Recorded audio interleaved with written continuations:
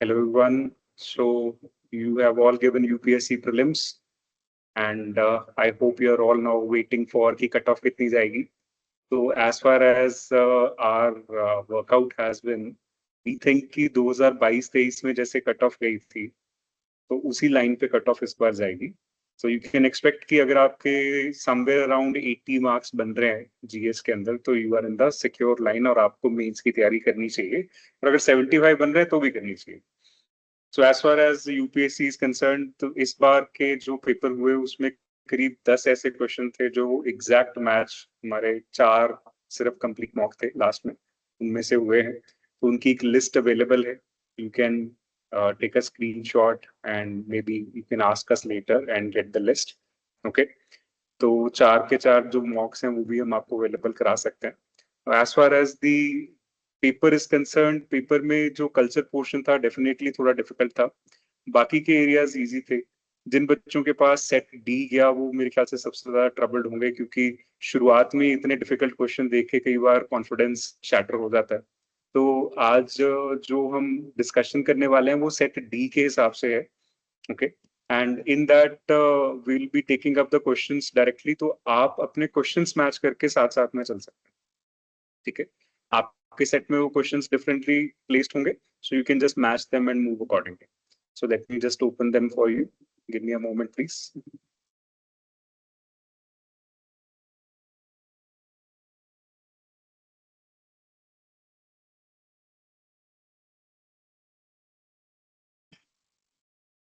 Okay, is it visible?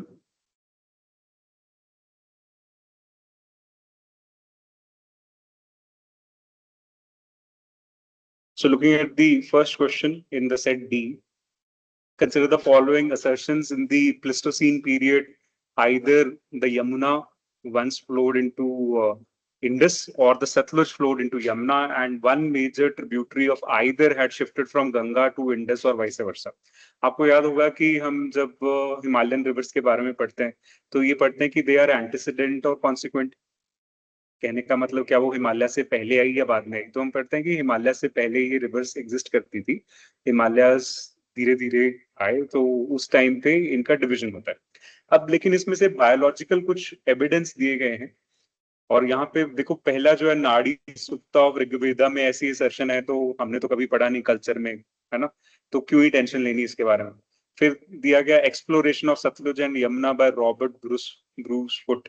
तो ये भी गलत है. ये बंदा तो फिर से वही हिस्ट्री वाला है, तो इसको क्या करना है एक्सप्लोरेशन करके? नहीं, तो ज्योग्राफी वालों से मतलब है. अब हमारे पास जो एक साइंटिफिक एविडेंस है वो एक ही है, that is the presence of same species of dolphin in both Indus and Ganga river system. तो ये इसका आंसर था. और बड़ा लॉजिकल सा आंसर है अगर आप वहां पे एग्जाम का स्ट्रेस छोड़ के इस आंसर को करें. दूसरा क्वेश्चन देखिए, what does an empty seat represent in early Buddhist iconography. तो एम्प्टी सीट का बेसिक सा कंसर्न मेडिटेशन ऑफ बुद्धा से है. और जब आप एनसीईआरटी भी पढ़ते हैं ना, तो उसमें भी यही एक रेफरेंस दिया गया. So this is an early iconography. तो हर जगह empty throne, specially under the Bodhi tree, तो वहां पे मेडिटेशन के लिए वर्कआउट. देन थर्ड क्वेश्चन देखिए, ये तो पंजाब पीसीएस के लिए भी बच्चे पढ़े, और वही क्वेश्चन अब घुमा फिरा के यहाँ पे भी है कि इन नदियों के पुराने नाम क्या है ना. तो एंशियंट टेस्ट में जो वितस्त है वो जेलम को बोलते हैं, अस्कीनी चिनाब को बोलते हैं, पुरुषनी रावी को बोलते हैं, और विपासा जो है वो ब्यास को बोलते हैं. लेकिन यहाँ पे एक प्रॉब्लम है. यहाँ पे इन्होंने वितास्ता को जेलम की बजाय चिनाब से जोड़ रखा है. और थर्ड ऑप्शन बिल्कुल ठीक है. तो हमारे पास आंसर में जो हमारे पास ऑप्शंस आ रही है ना, वो एक ही आ रही है, 1 और 3. ठीक है, तो ये थोड़ा सा यहाँ पे कंसर्निंग क्वेश्चन था. यूपीएससी ने ऑप्शंस इस तरह से दी, उनको 3 ओनली देना चाहिए instead of 4 only. But any how, the answer जो हम पिक कर सकते हैं वो ये. अदरवाइज करेक्ट इसमें से एक ही है, पुरुषनी रावी. ठीक है. Then which of the following statements on Amravati Stupa and its relief sculpture is are correct. अब नितिन सिंघानिया जब हम लोग पढ़ रहे थे तो उसमें से 2 ही चैप्टर हम ढंग से पढ़ते हैं. एक तो होता है आर्कियोलॉजी वाला, है ना, तो दूसरा फर्स्ट सेक्टर के बाद सेकंड चैप्टर, तो बेसिकली म्यूजिक और डांस और ये सब वाली चीजें. तो एसेंशियली ये सब आप कवर करते हो. अब देखिए, इसमें से बेसिक आंसर्स कौन से ठीक है. It was located in the lower Krishna valley, this is correct as per the location is concern. South India में हम बात करते हैं. And in India it was next only to Sanchi stupa in size. Actually Sanchi stupa से ये बड़ा है, छोटा नहीं है. Okay, so that's why the second statement is wrong. Then Amravati School of Sculpture made a lasting impact on later South Indian sculpture, and its products were carried to Sri Lanka and Southeast Asia. This statement is also fine. So first and third statement ठीक है, लेकिन इसमें से जो तीसरी statement है ना तो नितिन सिंघानिया में दी है ना एनसीईआरटी में दी है. ठीक है, इसके लिए एक अलग बुक है L Basham, wonder that was India. तो उसमें से ये स्टेटमेंट है, तो थोड़ा मुश्किल है आम बच्चों के लिए पेपर को थोड़ा ये वाले क्वेश्चन को अटेम्प्ट करना. तो अगर आपने वानोली चुना है तो ठीक है, आप अपनी एनसीईआरटी से वर्कआउट कर रहे हो, लेकिन थर्ड स्टेटमेंट भी करेक्ट है as specified in L Basham, wonder that was India. Then question number 5. Which of the following pairs of the kings and his dynasty in the early historical Tamilakam are not correctly matched? First is Sengutuvan, then चेरा, चोला और पांड्या जो है ना, उनके बारे में हम अभी तक टेरिटोरियल तो पढ़ते आ रहे थे, लेकिन जो किंग्स हैं उनको पढ़ना थोड़ा मुश्किल था. सिर्फ एक ही किंग के बारे में आप लोग पढ़ते हो, वो है उद्यान.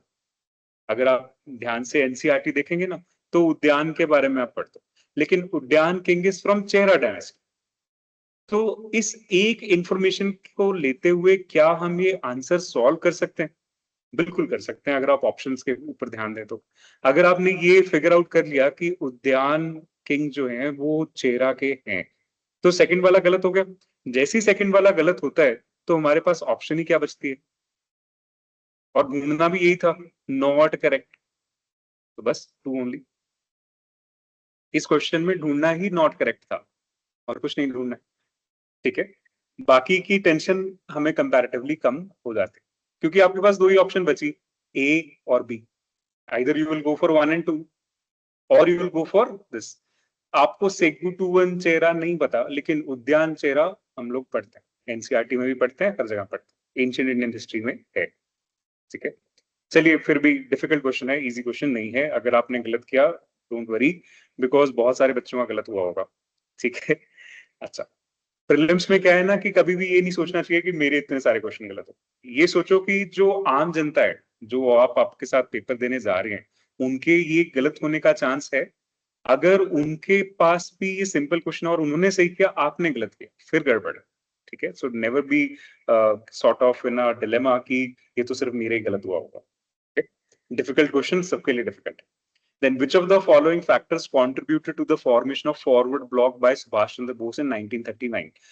अभी तक हम स्पेक्ट्रम में से ये पढ़ते आए हैं और ये बड़ा इजी क्वेश्चन था, बट फिर भी इन्होंने थोड़ा जो ऑप्शंस बनाई है उनको ट्रिकी बनाया गया. पहला देखिए, Bose failed to win the confidence of Mahatma Gandhi. ये ठीक है, ये एक बेसिक प्रॉब्लम थी, हमेशा महात्मा गांधी के कैंडिडेट के साथ उनका थोड़ा टन गया. Then Congress left was disunited and failed to support Bose. ये भी ठीक है. Communist did not support Bose in his endeavours. ये भी ठीक है. तो ये 3 स्टेटमेंट्स ठीक थी. चौथी वाली स्टेटमेंट में थोड़ा इशू है, तो वो छोड़ सकते हैं. Then next, consider the following statements regarding the British policy in Awadh immediately after its annexation in 1856. So the Talabdars were dispossessed of their estates but allowed to retain their arms and forts. ऐसा कुछ नहीं है, actually forts को destroy किया गया और उनके arms and ammunitions भी सारे ले लिए गए, क्योंकि नहीं तो ये कभी भी दोबारा रिबेलियन में उठ सकते थे. तो सेंस नहीं बनती ना कि क्यों उनको तो सारे उनके जो किले और हथियार छोड़ दो और बाकी उनके एस्टेट्स ले. कभी वो चाहेंगे कि ये दोबारा रिबेलियन में आ जाए? कभी नहीं जाएंगे. ठीक है, अच्छा. तो बाकी की जो दोनों स्टेटमेंट्स हैं वो ठीक है, पहली स्टेटमेंट में ही इशू है, तो आंसर इसका 2 and 3 आता है. देन नेक्स्ट क्वेश्चन है, the genesis of political alliances based on community lay in the very nature of the Montagu-Chelmsford reforms 1919. Which of the following statement supports the above assertion? अब जहां तक political alliances की बात है, तो Montagu कैल्मसफोर्ड reform से आप एक स्टेप पीछे आइए, Minto Morley reforms. Minto Morley reform separate electorate को शुरू करते हैं. ठीक है, so they retained and extended the principle of separate electorate. बिल्कुल रिटेन किया और एक्सटेंड किया गया to 6 Indian Christians, Anglo Indians and Europeans. Yes. दूसरा, separate electorates were supposed to counter Indian nationalism, which was growing stronger at that time. बिल्कुल उनकी एक policy थी डिवाइड एंड रूल, तो उसी के तहत ये सेपरेट इलेक्टोरेट चल रहे थे. तो that was also a sort of political alliances genesis, जो कम्युनिटी बेस्ड या कम्युनिटेरियन पॉलिटिक्स घुसाने का चक्कर था, वो यहीं से शुरू हुआ. Then deprived classes rallied around the favors inherent in the separate electorate. तो ये भी एक ट्रूथफुल फैक्ट है. इसी वजह से गांधी जी बहुत चिंतित थे कि ये तो गलत हो रहा है, और आगे जाते जाते इनको जो गवर्नमेंट ऑफ इंडिया 1935 के टाइम पे बात हुई कि जो हरिजन है उनके लिए भी हम सेपरेट इलेक्टोरेट लेके आएंगे. तो और बी आर अम्बेडकर की जो लड़ाई होती है गांधी जी के लिए इस टाइम पे, वो शुरू होती है, और 1932 पूना पैक्ट और वो सारी कहानी भी चलती है. तो ये सब उसी से कनेक्टेड है. तो यहाँ पे ये तीनों स्टेटमेंट्स ठीक है. Then Pandit Mallikarjun Mansur, the famous classical singer of Karnataka, represented which gharana. ये थोड़ा मुश्किल क्वेश्चन है, जयपुर अतरौली घराना, क्योंकि अब या तो आप क्लासिकल म्यूजिक बड़ा सुन रहे हैं, है ना, तो फिर तो ठीक है, नहीं सुन रहे तो फिर क्या कर सकते. और मुश्किल इस वजह से भी है क्योंकि Hindustani classical and that too from south India, Karnataka, so that makes it a bit difficult. Next, in which one among the following texts does the term Kshetra Patni, mistress of the field, originate? So this is from Rig Veda. अब ऋग्वेदिक terms में क्या है कि आप 100% coverage नहीं कर सकते, तो इसलिए डिफिकल्ट क्वेश्चन है. चाहे आप देखने में बड़ा सिंपल लग रहा है कि हाँ एक सेलेक्ट ही करना था, बट डिफिकल्ट क्वेश्चन, बहुत लोगों का शायद गलत भी हुआ होगा. Okay, then which among the following Carnatic music ragas is similar to Rag Bilawal in the Hindustani music? Again, very difficult question. अगर आप classical music के शौकीन नहीं है, वो भी Carnatic. So this is Dhira Shankara Bharanam. This is the raga. Maybe even I'm not able to pronounce it right. So this is the 29th Melakarta raga in the Carnatic system, and its notes correspond exactly to the major scale of the Western music and Bilawal ठाट in Hindustani classical. अब ये वाली information ना, जहां तक मुझे याद है, नितिन सिंघानिया में भी नहीं है, जो आप लोग आमतौर पे कल्चर के लिए पढ़ते हो, और एनसीईआरटी में भी नहीं है. तो ये तो स्पेसिफिक क्लासिकल म्यूजिक में तो हम ट्रेनिंग नहीं लेते, तो ये क्वेश्चन छोड़ने वाले हो. देखो, जो यूपीएससी का पेपर है ना, वो ऐसा नहीं है कि आपको सारे क्वेश्चन अटेम्प्ट करने. You have to choose your battles. आपको ये याद रखना है कि कट ऑफ 100 के ऊपर तो नहीं जाएगी, ठीक है. तो ऐसे 50 क्वेश्चन आपको उठाने होते हैं जो आप कर पाओ, बाकी छोड़ने होता है. छोड़ना भी उतना ही जरूरी है. ओके, चलिए next question. The artificially fixed rupee sterling exchange rate prescribed by Hilton Young Commission was adopted by the British government for which one of the following reasons? क्यों लिया गया? So this was to aid the flow of remittances from India and maintaining India's credit worthiness. So that is the concern.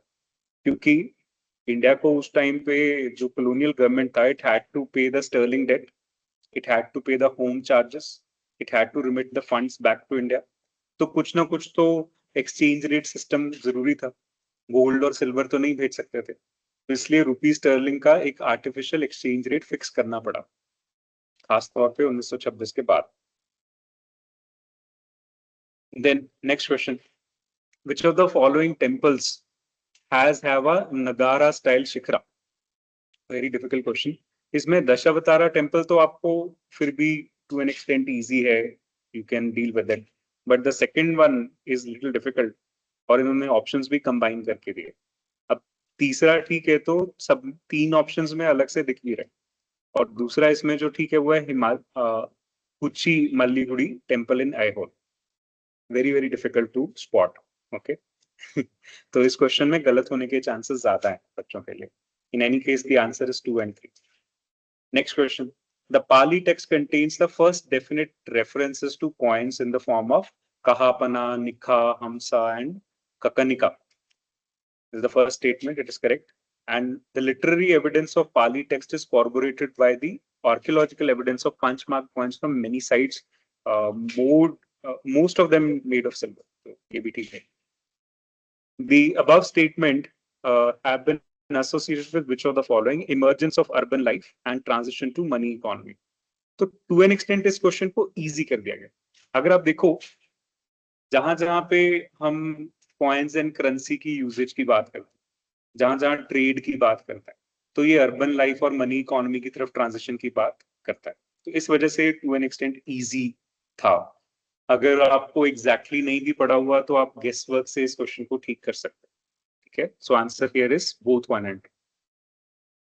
Next question. Among the four main forms of existence of life recognized in Jainism, which one of the following is not included? अब इसमें ना देवा, मनुष्य, तिरंचा ये सब दिया है, लेकिन यक्षा नहीं है। यक्षा बेसिकली गार्ड्स हैं, डेमी गॉड्स होते हैं जो एक गार्ड का काम करते हैं, गेट के बाहर खड़े रहेंगे, है ना। तो ये काम था, तो दैट वाज द आंसर है। जैनिज्म में हम 4 फॉर्म्स या 4 गति की बात करते हैं, देवा, मनुष्य, नरका एंड तिरंचा। लेकिन फिर भी डिफिकल्ट क्वेश्चन है, क्योंकि आमतौर पे एनसीईआरटी में नहीं है। ठीक है, आमतौर पे जब चाहे नितिन सिंघानिया भी पढ़ रहे हैं कुछ बच्चे, उसमें भी नहीं, उसमें ये फॉर्मेट्स नहीं दिए गए।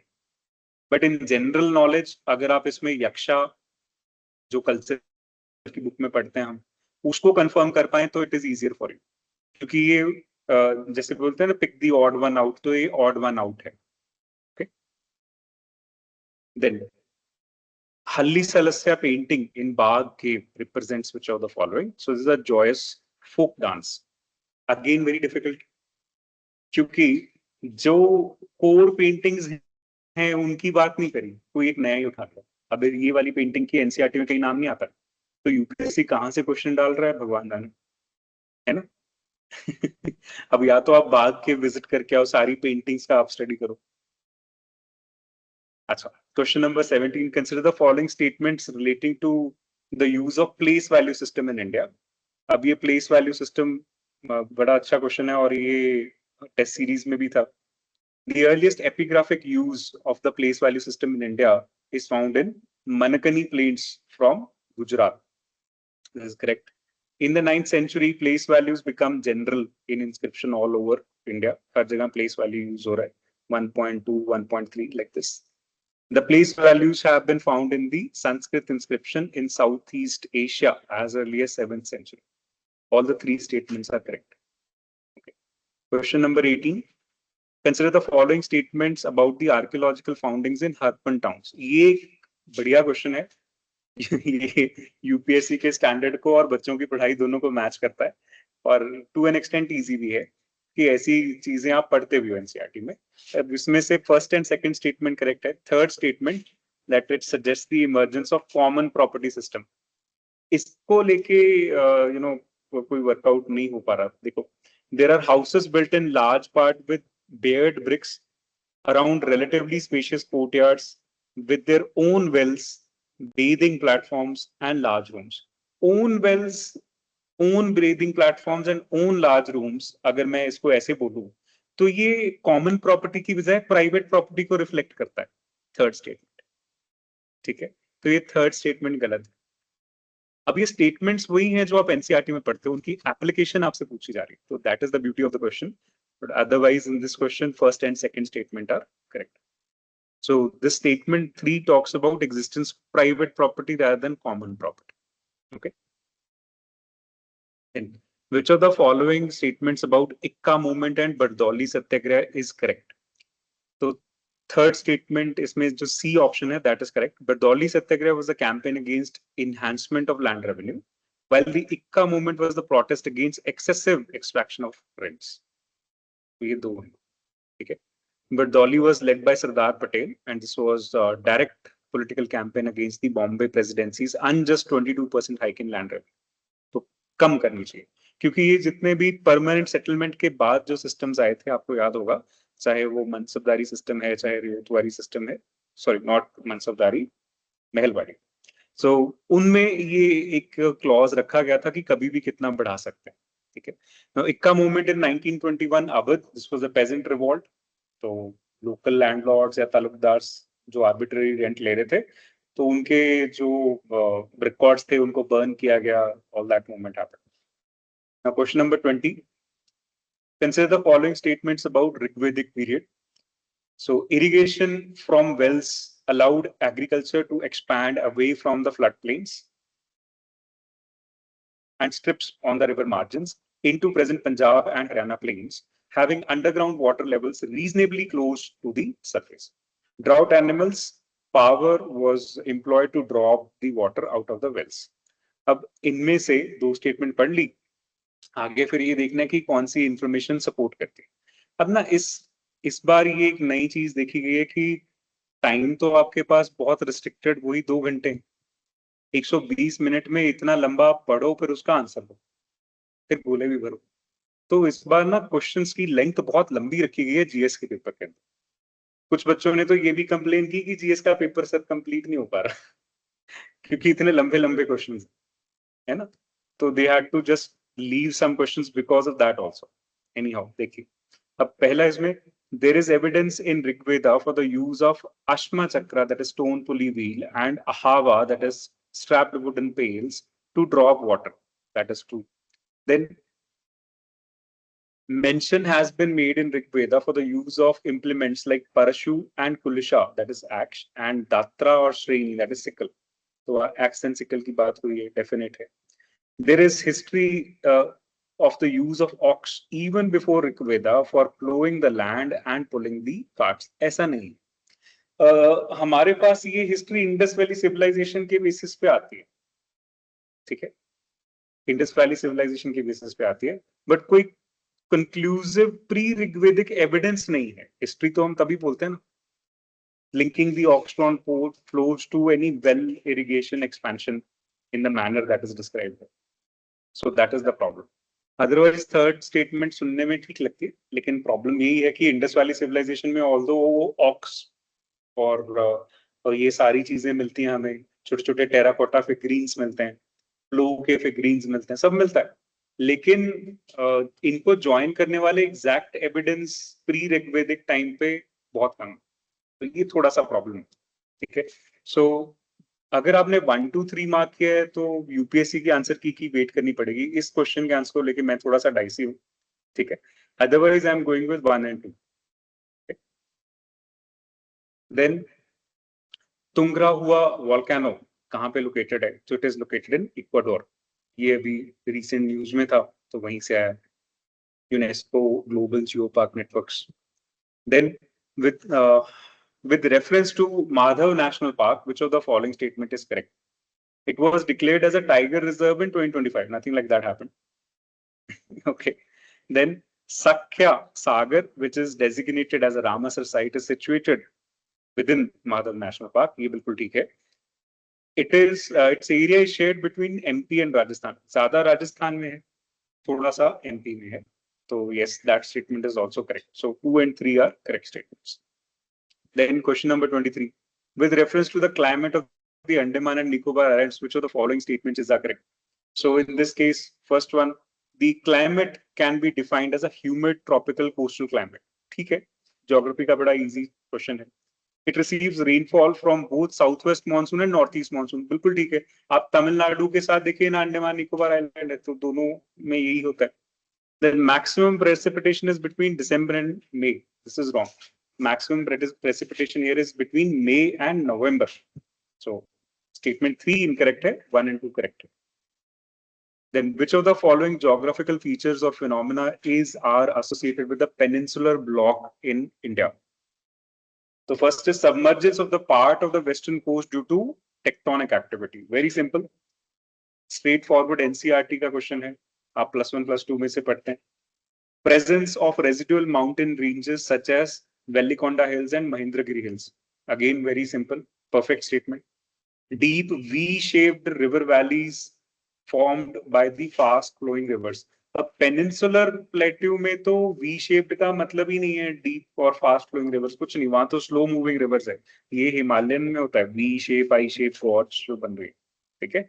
तो थर्ड स्टेटमेंट हमारी गलत है, वो हिमालयन रिवर का वर्कआउट है, पेनिसुलर का नहीं है. Very simple question from geography, very doable. Next question देखिए. Consider the following statements with reference to Sagarmala program from the government of India. बड़ा पुराना प्रोग्राम चल रहा है, क्वेश्चन आना ही था, ठीक है. अब इसमें first and second statement correct है. Statement 2 validates the effectiveness of strategies envisioned in statement 1. Statement 3 extends the objectives of statement 1 by embedding them into future oriented innovation framework. ऐसा लगता है कि प्रीलिम्स में ना थोड़ा थोड़ा मेंस डाल दिया गया इसमें। तो ये इजी क्वेश्चंस हैं, बस इनकी कोरिलेशन करनी आनी चाहिए और कुछ नहीं। अगर आपने सागरमाला इनिशिएटिव के बारे में थोड़ा भी पढ़ रखा है, आप आंसर कर पाओ। Question number 26, consider the following statements about the Rhinopostalis retusa, that is the foxtail orchid. So इसमें देखिए, it is an epiphytic orchid. The species is endemic to northeast India. No, this is incorrect statement. Assam में होते हैं definitely, Arunachal में भी होते हैं, ठीक है, तो वहां पे ज्यादा पाया जाता है। Then it is state flower of Arunachal Pradesh and Assam. हाँ बिल्कुल ठीक। तो फर्स्ट एंड थर्ड स्टेटमेंट ठीक है। अदरवाइज आप इसको कहीं पे भी लगा सकते हैं, साउथ ईस्ट एशिया में बहुत जगह पे आपको ये फॉक्सटेल ऑर्किड मिल जाएगा। इस बार ऑर्किड कल्टीवेशन को लेके ना बढ़िया बढ़िया न्यूज पिक्चर्स के साथ सर्कुलेट हो रही थी इंडियन एक्सप्रेस में, हर जगह न्यूज़पेपर्स में, जब ब्लूम पे आते हैं तो उस टाइम पे ये क्वेश्चन की ड्राफ्टिंग पॉसिबल हुई होगी। Then which one of the following statements with regards to Moi dams built by the Tai Ahom Kingdom and inscribed as a World Heritage Site by UNESCO is a correct? ये भी current affair का question है, बढ़िया। So इसमें से third statement correct है, they are burial grounds for the royals and nobles, that is Moi dams. Then question number 28. At the UN Ocean Conference held in June 2025 in the France, the Food and Agriculture Organization of the UN demonstrated its leading voice on marine and ocean issues, especially on sustainable fisheries, aquaculture, and resilient livelihood and blue transformation. Which of the following combination about four betters proposed by FAO for blue transformation is our correct? तो combination देखना है, तो इसमें से better production, better nutrition, better environment, better life, ये इसका answer था। अब ये भी करंट अफेयर बेस्ड क्वेश्चन है, सीधा सीधा जून 2025 करंट अफेयर्स में मिलेगा, जो मैं आपके साथ एक यूपीएससी एसेंशियल्स वाला मैगजीन सर्कुलेट करता हूँ महीने की महीने, उसमें भी ये कवर्ड है, ठीक है। Then which of the following statements with reference to Lake Turkana is correct? So Lake Turkana is the largest desert lake in the world. Geography में पढ़ते हैं हम. Then the lake is situated in South Sudan. This is in Kenya, not in South Sudan. ठीक है, तो ये second statement incorrect है. The lake is listed as a UNESCO World Heritage Site and is also referred to as Jade Sea. ये भी ठीक है. तो पहली और तीसरी statement ठीक है. Then which one of the following is the first plan Vivo certified reducing emission from deforestation and forest degradation project in India? So Red Plus project हमारे यहाँ पे कौन सा है? That is Khasi Hills Community Red Plus project. तो ये हैं 30 questions जो इस सेट में है। बाकी के सारे जो आंसर की है that is given on our website. The link has been given in the description. You can all please check there. Okay. Thank you so much. If you have any doubts or concerns, feel free to contact us. The information will also be provided there.